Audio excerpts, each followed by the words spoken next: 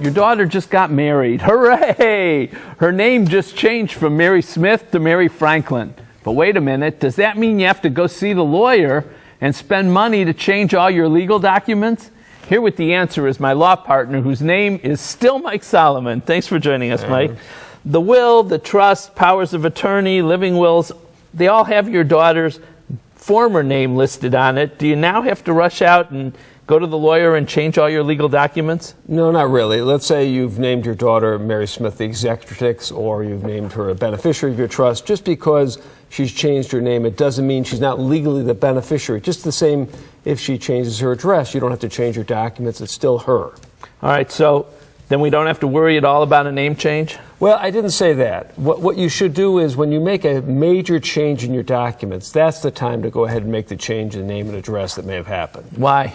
Well, if your daughter, let's say Mary Smith, is a beneficiary of your trust or the trustee, and she's changed her name to Mary Franklin, you pass away, she goes to the brokerage account or the broker or the bank and tries to show that she's the trustee or the beneficiary, they're going to have a little bit of trouble to identify her. It's going to be a little bit of a hassle. This way it'll move more smoothly if her name matches her driver's license and all around their identification. So if she goes to the bank and her driver's license says Mary Franklin and the document says Mary Smith, it still will be her. It's just a matter of proving it. It's going to take some time and hassle, and sometimes you don't want that in that situation. Are there any documents you have to change immediately if your daughter changes her name? Yes, I would always, as soon as possible, change the financial power of attorney and healthcare power of living will, those sort of documents, because those you may need in an emergency. You may have to give some medical decisions, make those an emergency, or pay some bills in an emergency situation.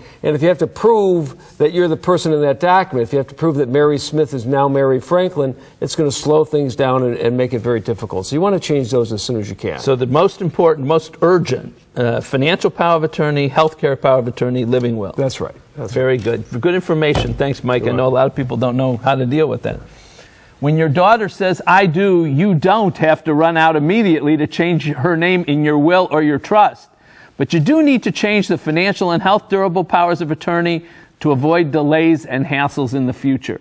And another thing you should do, call Mike Solomon if you have any questions. We'll be right back. Call Budish, Solomon, Steiner, and Peck at 1-888-236-5173 for more information or to schedule a speaker for your organization. Or log on to www.budishandsolomon.com. Thanks for joining us. On next week's show, should you roll over or sit and stay? We'll give you the 411 on your 401k.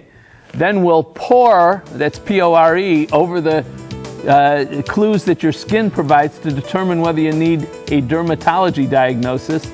Need access to your Social Security account? The key is at your fingertips. Plus, we'll help spring blossom right in your own home. All this and more next week. Please join us on Golden Opportunities. Would you like to join our kitchen conversation? All you have to do is call toll-free 1-877-765-1543 and leave us your question, name, and phone number. Or log on to www.golden.tv for all the latest information and show updates.